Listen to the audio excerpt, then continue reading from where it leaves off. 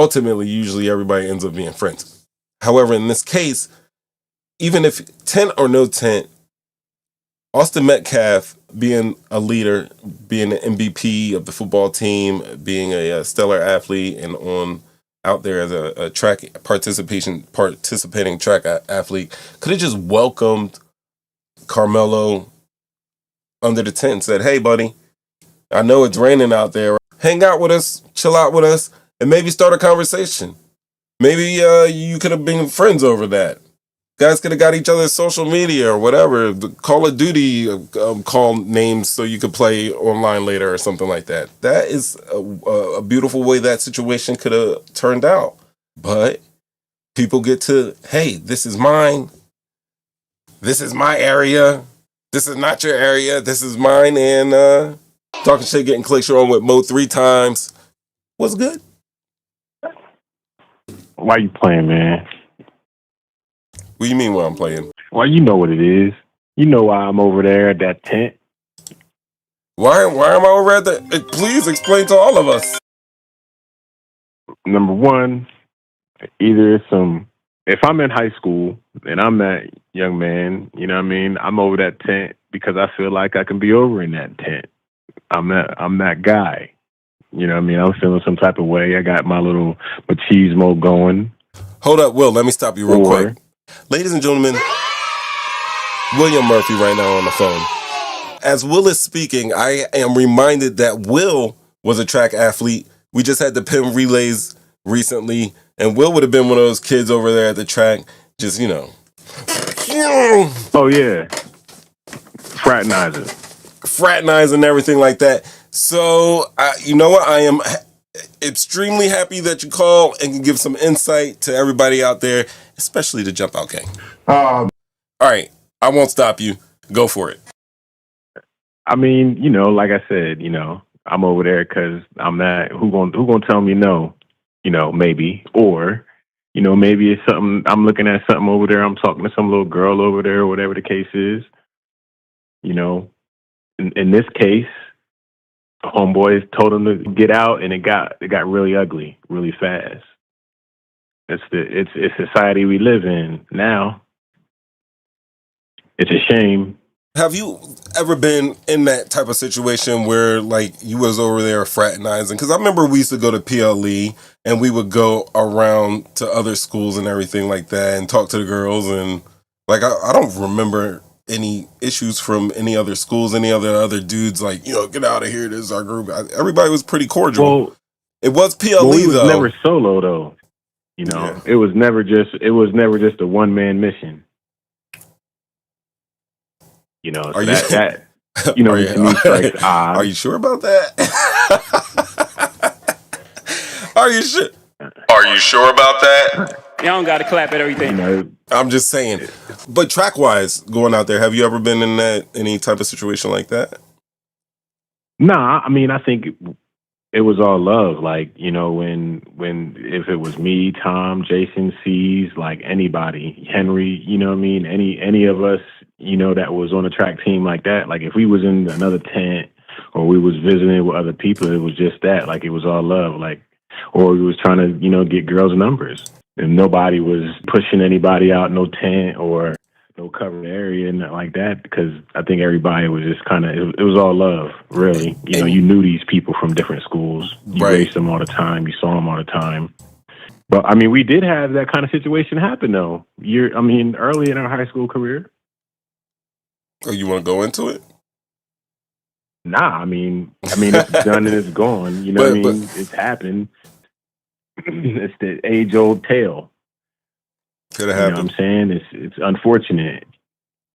So we're going to use this as a reminder to, like, hey, in situations like this, you can, if you're going to try somebody and they're saying, hey, I'm not going to be tried, that maybe you should stop trying.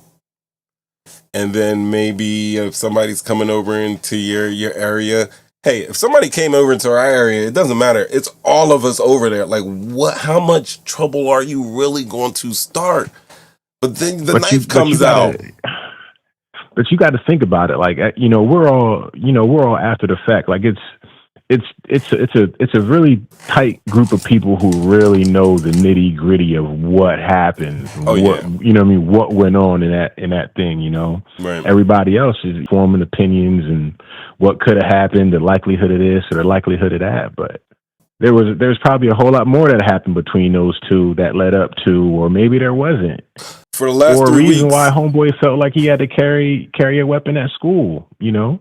right, and that's a great another great question there. Like, why did you feel like you had to carry a weapon? And then it seems Right. from like the police report when you're reading it, obviously more is going to come out during a trial, like the pace and the timing of everything going on. But it just seems like, hey, I'm over here. Hey, get away from over here. Hey, I'm going in my bag. Make me get out of here. Like I'm gonna. They kind of like frame it that he came over there looking for trouble. Like, hey, I got a shiny new life. Let me stick somebody with it. But ultimately, you're right. There have been so many rumors that I don't even want to go. Like, you know what? I was watching an interview with Ryan Coogler. He's been doing a lot of interviews because he's directed Sinners, right? And he's the black director from Oakland. He sounds like he's hood and ghetto, but when you hear what's coming out of his mouth, the way that he talks about the art of filmmaking, it's like Oh, it's amazing. genius. It's genius, and it's beautiful. I love watching him, listening to him talk about. But anyway, in Sinners, I don't want to do too many spoilers, but Michael B. Jordan plays two roles as a twin.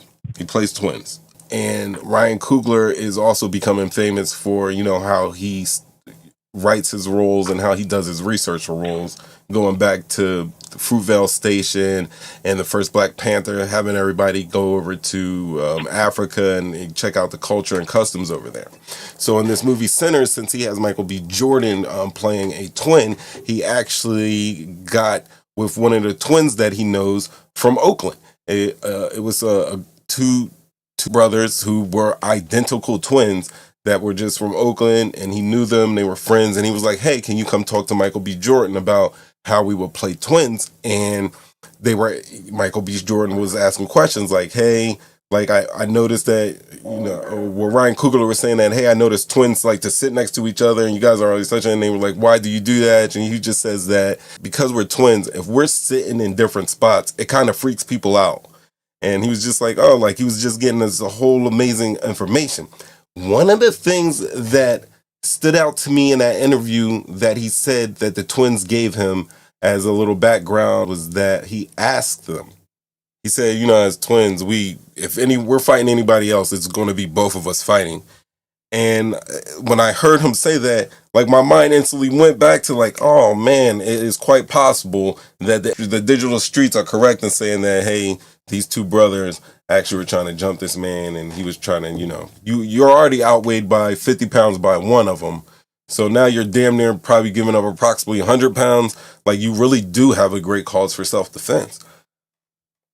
All in all, though, I can see that logic. Like I said before, territorial, hormones, being young, being dumb, and being ignorant. And those are the perfect recipes for a tragic event. But the school got the video. The school know what happened. Okay, so they know they got that. You know what I mean? They probably got a real good view of exactly what happened and how it happened. I'm pretty sure there's like some people like when it started popping up, one of those kids had to whip out a phone. So yeah, we're going to be seeing that in court. Once again, unlike the Diddy trial, which we're not going to get to see, we're just going to get like bits and pieces. They